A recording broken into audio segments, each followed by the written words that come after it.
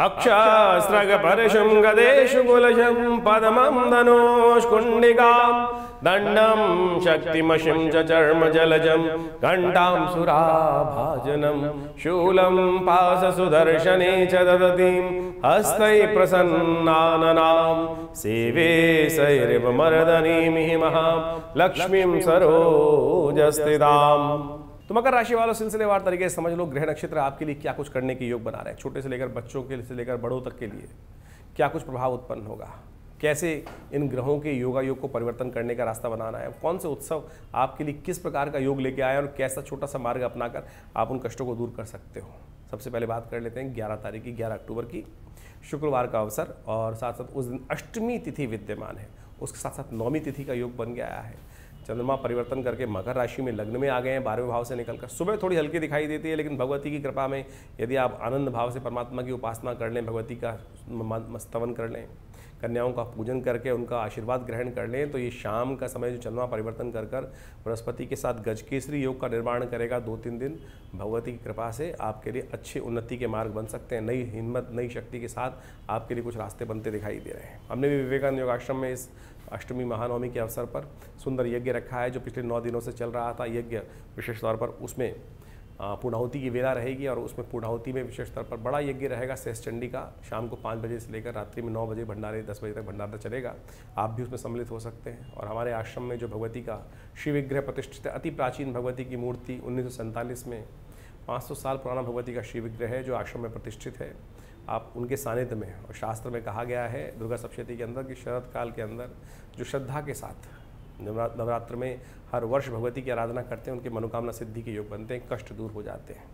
तो हमने ये यज्ञ रखा है, आप भी इसमें सम्मिलित हों, आप सादर आमंत्रित हैं। देखिए भगवती कृपा से कष्ट निवारण के योग बनेंगे। 12 तारीख के दिन बात करें, शनिवार का अवसर, नवमी तिथि उद्या तिथि है, उसके बाद दशमी का आगमन हो जाएगा।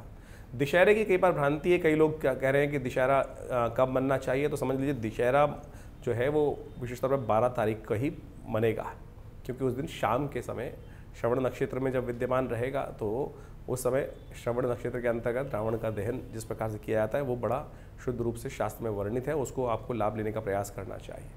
शनिवार का दशहरा वैसे आमतौर पर शुभ नहीं माना जाता, ये योग जो बन रहा है उसमें बदला तो जा नहीं सकता है, लेकिन महानवमी का भी सुंदर अवसर है और ग्रह नक्षत्र के दृष्टिकोण से समय आपकी राशि वालों के लिए अच्छा है। मकर राशि वालों के लिए नेगेटिव नहीं है, अच्छा ही समय चल रहा है। केवल भगवान का भजन अच्छे से करने का प्रयास करें तो आपके लिए उन्नति का मार्ग अच्छा बन सकता है। नए संपर्क साधने के योग बनते दिखाई दे रहे हैं आपके लिए। ऐसे में अपराजिता जीवन में ये मुहूर्त जो है ना, ये बड़े शुभ हैं। दशहरा इत्यादि, दिवाली इत्यादि जो मुहूर्त इत्यादि होते हैं, इनमें बड़ा कार्य कर लेने से बड़ा लाभ मिल जाता है। छोटे छोटे कार्य शास्त्र में वर्णित है। अपराजिता का पूजन बहुत सारे लोग श्रद्धा से समझ नहीं पाते हैं। विशेष तौर पर पूरा अपराजिता का पूजन एक विधान है। शास्त्रों में कहा जाता है कि नीले रंग के जो पुष्प आते हैं बेल के अंदर शंख की तरह के, उसको अपराजिता बोला जाता है। कहा जाता है शास्त्र के दृष्टिकोण से उनके पुष्पों को तोड़कर भगवती के समक्ष एक पान के पत्ते में लपेटकर सिद्ध कर उनके समक्ष अर्पित करें, फिर प्रसाद रूप में उनको ग्रहण करके यदि उस सिद्ध अवस्था में आप उनको अपने तिजोरी में रख लें तो भगवती की कृपा से बहुत लक्ष्मी की कृपा के योग बन जाते हैं। कहा जाता है कि इस दिन अपराजिता को अपने घर में रोपित भी कर लेना चाहिए। आमतौर पर लोग आज की तारीख में बहुत सारे लोग वास्तु, फेंग शुई और बहुत सारी अलग चीज़ जो फंस जाते हैं, मनी प्लांट, ये वो बहुत सारे बाजार के गिमिक आ गए हैं। ये अपराजिता वास्तविक तौर पे जो नीले रंग के पुष्प वाली अभी अपराजिता है, ये भगवती महालक्ष्मी का सिद्धि का सुंदर मार्ग है। इसको अपने घर में लगाइए।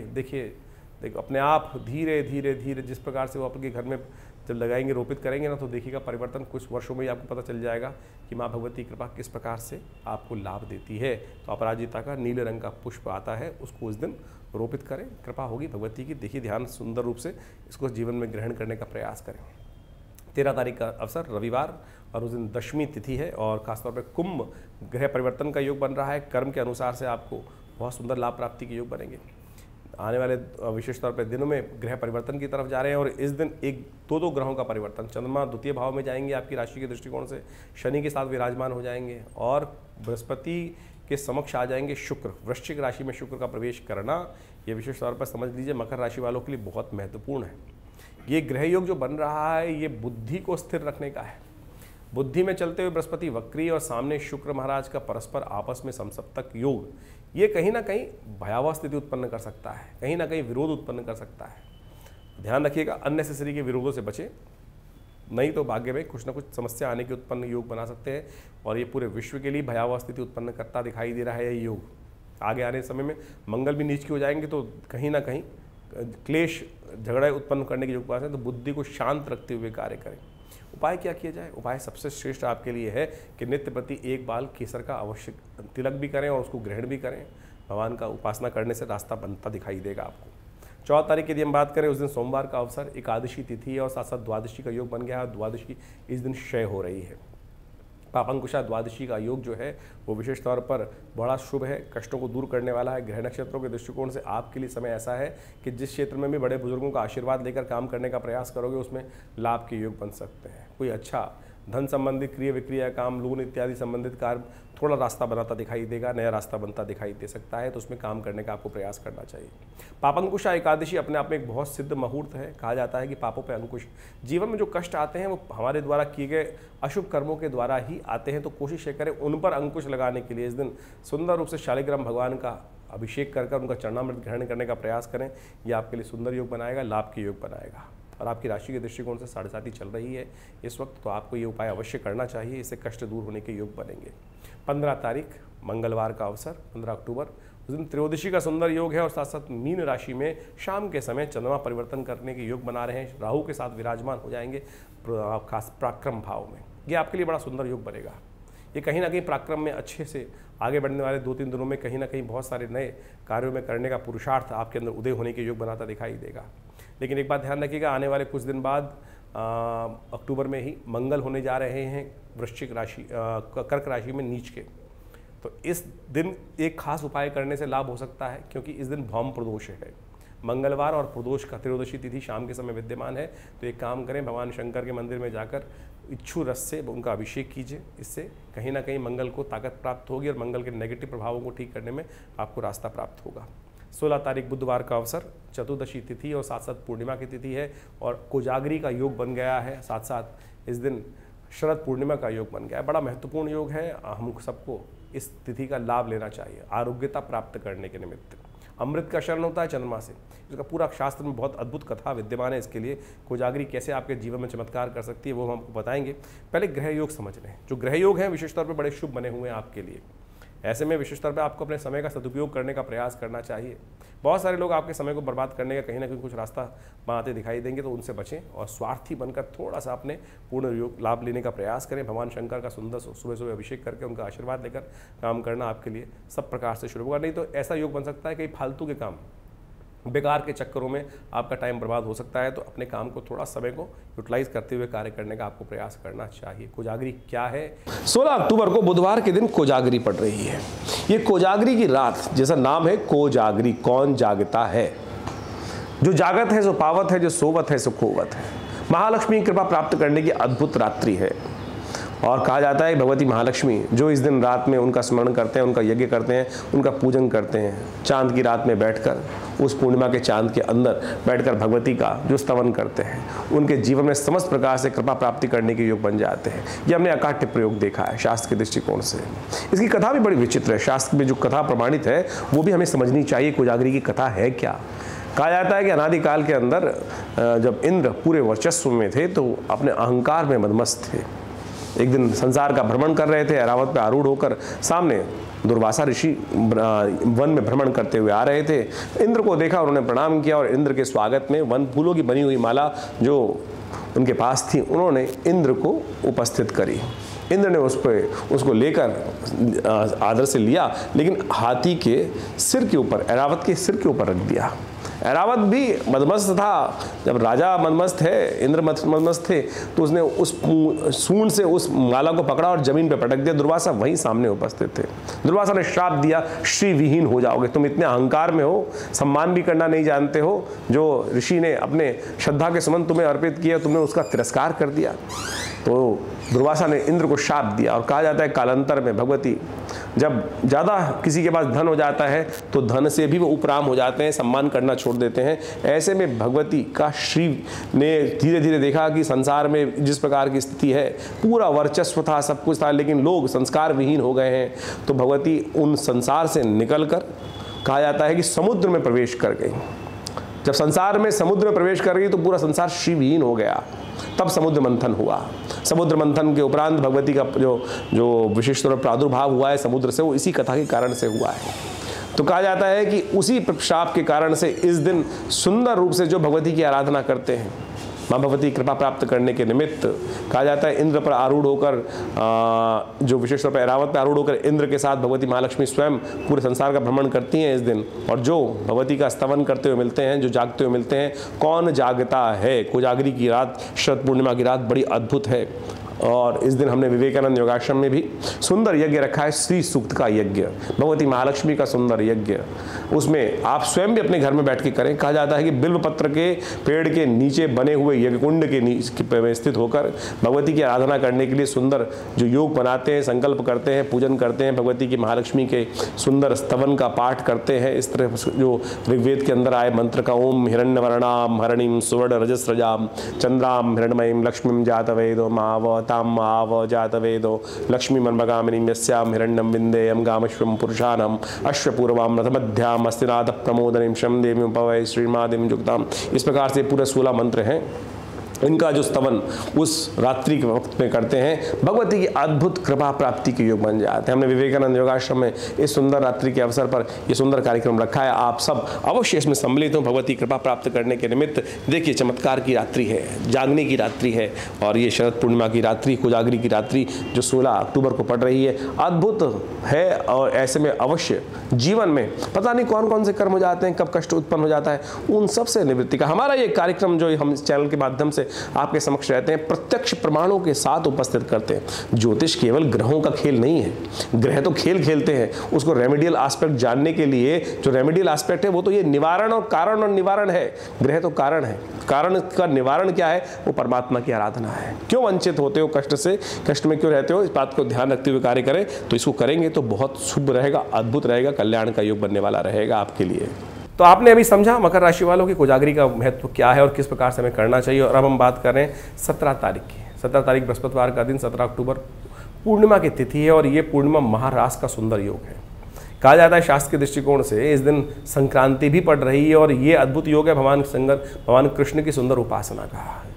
योगी किस प्रकार से आत्मा परमात्मा के साथ किस प्रकार से मिल सकती है, उस भगवान की आराधना करने के लिए योगी किस प्रकार से आपको संपूर्ण रूप से समर्पण भगवान के प्रति, आत्मा का मिलन किस प्रकार से परमात्मा के साथ होता है, ये वो रात्रि है, जागृति की रात्रि है, स्तवन की रात्रि है। इस दिन सूर्य जो है परिवर्तन कर विशेष तौर पर योग बना रहे हैं और आपके भाग्य से निकलकर दशम भाव में जा रहे हैं, कमज़ोर हो जाएंगे बहुत। सूर्य कार्तिक के अंदर विशेष तौर पर जो योग बनाते हैं वो तुला राशि में बनाते हैं। तुला राशि में सूर्य बड़े कमज़ोर हो जाते हैं। आपकी राशि के दृष्टिकोण से ये योग जो है ये कहीं ना कहीं कीर्ति में, आपके कार्यों में सूर्य कमज़ोर होने की वजह से थोड़ा सा कहीं ना कहीं दुविधा उत्पन्न कर सकता है, सफलता में दुविधा उत्पन्न कर सकता है, मान सम्मान में कोई कष्ट देने के योग बना सकता है। तो इसके लिए खास तौर पर कुछ खास उपाय करने की ज़रूरत है। अगले दिन से कार्तिक का महीना आरंभ हो रहा है। सुबह जल्दी उठकर नित्यप्रति भगवान सूर्योदय से पहले स्नान कर आलस्य को त्याग कर यदि कार्य कर लेंगे तो कार्यों को सफाई रूप से बिना विलंब के रास्ता बना सकते हैं। ये अकाट्य उपाय शास्त्र के अंदर इसीलिए कार्तिक स्नान का महत्व कहा गया है, तो इसको आपको करते रहना चाहिए। ये उपाय बड़ा अच्छा रहेगा। चंद्रमा में इस दिन परिवर्तन करके जा रहे हैं और ये चंद्रमा परिवर्तन थोड़े खर्चे बढ़ाते दिखाई दे रहे हैं आपका, तो खर्चों पर थोड़ा बैलेंस रखने का आपको प्रयास करना चाहिए। 18 तारीख को शुक्रवार का अवसर और इस दिन कार्तिक का महीना आरंभ हो रहा है। प्रतिपदा तिथि है कृष्ण पक्ष की और साथ साथ सर्वार्थ सिद्ध योग का निर्माण है जो सुबह करीब 1:30 बजे तक रहेगा दोपहर को, तो आप इसका लाभ ले सकते हैं नए कार्यों का आरंभ करने के लिए। ग्रह नक्षत्रों के दृष्टिकोण से एक बात समझें कि स्वास्थ्य का थोड़ा ध्यान रखने का आपको प्रयास करना चाहिए। स्वास्थ्य के मामले में दिन थोड़ा कमज़ोर दिखाई देता है, हो सके तो थोड़ा सा गौ पूजन कर लें, गाय को थोड़ा हरा पालक इत्यादि डाल दें, वो आपके लिए अच्छा रहेगा। हरा चारा डालना भी आपके जई इत्यादि डालना आपके लिए शुभ योग बनाता दिखाई देगा।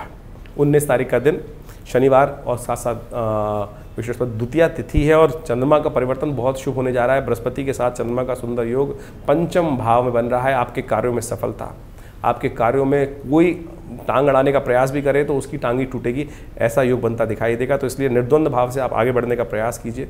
ये शुभ आपके लिए बनता दिखाई दे रहा है। लेकिन 7.5 चल रही है शनि महाराज की, तो शनिवार का दिन है तो शनि को मत भूलेगा, शनि को मनाएं, सदा सुख पाए। हनुमान जी के मंदिर में जाके थोड़ा चोला पर चढ़ा दीजिए, सुंदरकांड का पाठ कर दीजिए, हनुमान चालीसा का पाठ करना भी आपके लिए सब प्रकार से शुभ रहेगा। 20 तारीख की यदि हम बात करें, उस दिन का दिन अद्भुत है, करवा चौथ है और साथ साथ मंगल परिवर्तन की तरफ जा रहे हैं 20 अक्टूबर को। चतुर्थी तिथि क्षय हो रही है, तृतीया तिथि उदया तिथि है। और भारतीय संस्कृति में विशेषतौर पर उत्तर भारत में एक विशेष त्यौहार रहता है करवा चौथ का। उस दिन संकल्प की विजय का अवसर है, यानी हम अपने जीवन साथी के लिए किस प्रकार से उसके शुभ के लिए स्त्रियां जो हैं वो संकल्प पर विजय प्राप्त करने के लिए करवा चौथ व्रत रखती हैं। तो इस दिन का शुभ योग चतुर्थी क्षय जिस दिन हो रही है, तो आप उस क्षयता को दूर करने के लिए व्रत कर संकल्प कर भगवान की कृपा से समस्त कष्टों को दूर करने का योग बना सकते हैं। आवश्यकता ज़रूर है इस वक्त, क्योंकि मंगल इस दिन नीच के होने जा रहे हैं। मंगल कर्क राशि में करीब करीब दोपहर को 2:22 पर कर्क राशि में प्रवेश कर जाएंगे, और ये कहीं ना कहीं आपके जीवन में कुछ अंतर्द्वंद उत्पन्न करने की योग बना देगा। ये मंगल का परिवर्तन शुभ नहीं है, क्लेश उत्पन्न करने वाला ग्रह है। तो इसके निमित्त भगवान का चंद्रमा का तौर पर चतुर्थी के समय पर अवश्य स्तवन करें, चंद्रमा को अर्घ दें। दूध से अर्घ देना यह आपके लिए सब प्रकार से शुभ रहेगा। मंगल का उपाय लगातार करने की ज़रूरत है, वो हम बताएंगे अलग से वीडियो बनाकर कि क्या किया जाए इस मंगल के अशुभ प्रभाव को दूर करने के लिए। ज्योतिष का ये जो प्रभाव है, ये गोचर का प्रभाव, ये आपने समझा। इस गोचर के प्रभाव के कारण से ही जीवन में कई प्रकार के योग बनते हैं। देखिए, वैसे तो ये 12 राशियों के हिसाब से गोचर का प्रभाव हम आपके समक्ष उपस्थित करते हैं, लेकिन इसके अलावा आपकी जन्मपत्री जो है बहुत बहुत महत्वपूर्ण होती है, क्योंकि उसी वास्तु दृष्टिकोण से, जन्मपत्री के दृष्टिकोण से ही आपको समझा जा सकता है कि क्या कुछ ग्रहों का प्रभाव आपके ऊपर होने वाला है। जैसे इसको इस प्रकार समझ लीजिए बड़े आसानी से समझने के लिए कि जन्मपत्री और गोचर में क्या फ़र्क है वास्तविक तौर पर।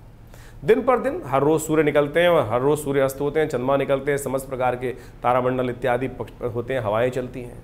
तो ये तो हर जितने भी इस धरा पे प्राणी हैं उनके लिए उसी प्रकार का प्रभाव पड़ रहा है। लेकिन आप कहाँ विद्यमान है, किस प्रकार का आपका स्वभाव है, किस प्रकार का है, वो हर व्यक्ति की फितरत अलग अलग प्रकार की होती है। मौसम सबके लिए सेम है, वो परिस्थितियाँ सबके लिए सेम है, 365 दिन सबके लिए सेम चल रहे हैं, वातावरण का प्रभाव चल रहा है, और उसी का प्रभाव आपके हर व्यक्ति पर अलग अलग किस्म का प्रभाव वो उपस्थित कर रहा है। ऐसा नहीं है कि कोई बीमारी आई सब लोग उससे ग्रसित हो गए, बहुत सारे लोग बच जाते हैं। जो वास्तविक तौर पर हर रोज़ कईयों की किस्मत जागती है, कईयों की किस्मत सो जाती है। वो जबकि सूरज तो सेम निकला, हवाएं तो सेम चली, वातावरण की स्थिति भी सेम रही, एक घर में रहने वाले सभी लोग उसी प्रकार से हैं, लेकिन सबके लिए वातावरण सेम रहा, लेकिन परिवर्तन हर व्यक्ति के हिसाब से अलग अलग है। यही जन्मपत्री को समझने का तरीका है। तो गोचर का प्रभाव जिस प्रकार से नित्यप्रति ग्रहों का परिवर्तन हो रहा है वो सब पर पड़ रहा है, लेकिन हर व्यक्ति के हिसाब से अलग, क्योंकि वो परिस्थिति में, हर व्यक्ति अलग अलग परिस्थिति में है। उसको देखने के लिए, निष्कर्ष निकालने के लिए जन्मपत्री परम आवश्यक रहती है। आपके ग्रह नक्षत्र जन्म के समय पर किस प्रकार के थे, कौन सा कितना अकाउंट आप लेकर आए हैं भोग्य का, कितने प्रकार का भोग्य आपके जीवन में, भुक्त और भोग्य जो निकाला जाता है, क्या प्रभाव आपके जीवन में आने वाले समय में है ग्रह नक्षत्रों के दृष्टिकोण से, उसको समझने के लिए सबसे पहले अच्छे से चीज़ों को विवेचना करने की जरूरत पड़ती है, और वो सबसे महत्वपूर्ण रहेगा। जन्मपत्री का गोचर का प्रभाव तो ये केवल आपको आभास दे सकता है ये कुछ होने के योग है। बहुत सारे लोग बार बार प्रश्न कर लेते हैं कि 12 भागों में आप पूरे विश्व को कैसे विभाजित कर सकते हैं। देखिए, उसका प्रभाव है ना, तो मैंने आपको समझाने का जो हमने प्रयास किया है उसको आप अच्छे से समझ सकते हैं। इसमें तर्क कुतर्क करने की खास कोई ज़रूरत नहीं है। तो जो समझना चाहते हैं वो इसका प्रभाव ले सकते हैं, जो समझना चाहें, उसका लाभ लेना चाहें ज्योतिष की गणनाओं का, तो उनके जीवन में उसका प्रभाव वो स्वयं महसूस कर सकते हैं। तो हमने इसके ऊपर बहुत वृहद रूप से वर्णन करने का प्रयास किया है, और समय समय पर हम आपके समक्ष उपस्थित रहते हैं। और ज्योतिष को वास्तविक तौर पर हमें समझना चाहिए वैदिक दृष्टिकोण से, पौराणिक दृष्टिकोण से। हम अनेक प्रकार के उपाय अपने इस कार्यक्रम के माध्यम से आपके समक्ष रखते हैं, और प्रयास करते हैं कि सब पौराणिक मत के अनुसार से ही उसको आपके समक्ष उपस्थित करने का प्रयास करें। ऐसे नहीं कि टोटके कुछ ही बता दिए और टोटके अनुसार से। आज बड़ी विचित्र स्थिति है, हर कोई ज्योतिष के दृष्टिकोण से जो लोग उपस्थित हैं वो टोटकों के अंदर समस्त ज्योतिष को निपटा देना चाहते हैं, समस्त गणनाओं को निपटा देना चाहते हैं। और हमने पंचांग के साथ मिलाकर, पंचांग के अंतर्गत जो विभिन्न त्यौहार है, विभिन्न प्रकार के उत्सव आते हैं भारतीय संस्कृति में, उनका महत्व किस कारण से हमारे ऋषि मुनियों ने रखा है, वो पौराणिक कथाएँ क्या है, किस प्रकार से कार्य किया जाता है, तो ये सब आपको अच्छे समझने की ज़रूरत है, तब आप इसका पूर्ण लाभ ले सकते हैं। जैसे करवा चौथ इत्यादि, कोजागरी का व्रत विशेष तौर पर इन्हीं दिनों आने वाला है, इसी अक्टूबर के मध्यकाल में। ये सब बड़े महत्वपूर्ण हैं, ये इतने चमत्कारिक मुहूर्त हैं। यदि हम अपने उस चमत्कारिक विधि को, भारतीय संस्कृति में जो विधि बताई गई है उसको ढंग से कर लें, तो आप सत्य माने विशेष तौर पर अद्भुत प्रकार से लाभ के योग बन जाएंगे, कष्टों को दूर करने के योग बन जाएंगे। कोजागरी का व्रत ऐसा ही चमत्कारिक व्रत है जो भारतीय संस्कृति में बताया गया है। हमने आपके समक्ष उसकी कथा भी उपस्थित करी। और सत्य मान लीजिए कि यदि आप इस कोजागरी के व्रत पर सही रूप से शास्त्र के दृष्टिकोण से जो प्रोसेस बताया गया है उसको नित्यपति उस दिन कर लें, उस कोजागरी की रात पर, तो आप देखिएगा भगवती कृपा अद्भुत रूप से आपके जीवन में। देखिए, हम सब कर्म के अनुसार, कर्म प्रधान विश्व रचा का, मेरे और आपके जीवन में जो कुछ घटनाएं घट रही हैं, किसी के कारण से भी किसी के जीवन में भी घट रही हैं, वो सब कर्म के कारण ही है। चाहे वो अभी के कर्म है, चाहे पूर्व जन्म के कर्म है, या मनसा वाचा किसी प्रकार के कर्म है। तो आप समझें, जो जीवन में हमको पुण्य मिल रहे हैं वो भी हमारे शुभ कर्मों के हिसाब से मिल रहे हैं, जो दुख मिल रहा है वो भी कहीं ना कहीं अशुभ कर्म जो हुए उनके कारण से मिल रहे हैं। तो उन्हीं को प्लस माइनस करने के लिए ये विभिन्न पुण्य काल जो शास्त्र में वर्णित हैं, वो प्रयोग शास्त्र में वर्णित हैं, उनको समझते हुए हमें करने का प्रयास करना चाहिए। और हम उसी मत से अपने इस चैनल के माध्यम से आपके समक्ष उन सब तथ्यों को उपस्थित करने का प्रयास करते हैं। जो समझने वाले समझ गए, जो ना समझे वो उनके ऊपर है। विशेष तौर पर हम तो शास्त्र के दृष्टिकोण से जो जिस प्रकार के परिवर्तन का युग बन रहा है वो आपके समक्ष उपस्थित कर रहे हैं। और विवेकानंद योगाश्रम जो हमारा संस्थान है, पिछले करीब 50 सालों से, 60 सालों से लगातार इस क्षेत्र में, आध्यात्म के क्षेत्र में, धर्म के क्षेत्र में और विभिन्न चिकित्सा के क्षेत्र में कार्य कर ही रहा है। आश्रम में नित्यपति, जैसा हमने आपको कई बार बताया, अवगत कराया है कि 8 घंटे नित्यपति यज्ञ चलता है। भगवती दुर्गा का चमत्कारिक शिव विग्रह उपस्थित है जो 500 साल पुराना है, और वो विशेष तौर पर मुल्तान से आज़ादी के समय पर हमारे इस आश्रम पर पधारा, और वो उन्हीं के सानिध्य में आज ये समस्त कार्य आश्रम पे किए जाते हैं। एक बहुत बड़ा प्राकृतिक चिकित्सा योग का अस्पताल है जो भारत सरकार के पैनल पर है, दिल्ली गवर्नमेंट के पैनल पर है, और योग, प्राकृतिक चिकित्सा, आयुर्वेद इत्यादि के संबंध में सुंदर रूप से हम लगातार उन सब संबंधों में चिकित्सा सुविधाएँ वहाँ उपस्थित करते हैं। विभिन्न आश्रम की पुस्तकें हैं जिनके द्वारा से हमने जो शोध संस्थान से के माध्यम से किया, उन सबको उसमें विशेष तौर पर उपस्थित करने का प्रयास किया, चाहे वो मंत्र के संबंध में हो, चाहे वो यंत्र के संबंध में हो, चाहे वो मुद्राओं के संबंध में हो, चाहे वो यज्ञ इत्यादि के संबंध में हो, भारतीय संस्कृति के संबंध में हो, कुंडली महाविज्ञान, योग विज्ञान, इन सब पर विभिन्न पुस्तकें हमारे आश्रम से प्रकाशित हैं, और वो सब भी आप आश्रम से जुड़कर प्राप्त कर सकते हैं। और हर रोज़ जो कार्यक्रम चलते हैं विभिन्न प्रकार के, उनमें भी हम आपको साक्षात निमंत्रण देते ही रहते हैं। रविवार को एक विशेष कार्यक्रम होता है जो करीब करीब सुबह 8 बजे से लेकर 11 बजे तक रहता है। भंडारे की सुंदर व्यवस्था रहती है। आप सब इन समस्त कार्यक्रमों से जुड़ेंगे तो आनंद रहेगा, और आश्रम के साथ जुड़कर आप भी अपने भाग्य को चमका सकते हैं।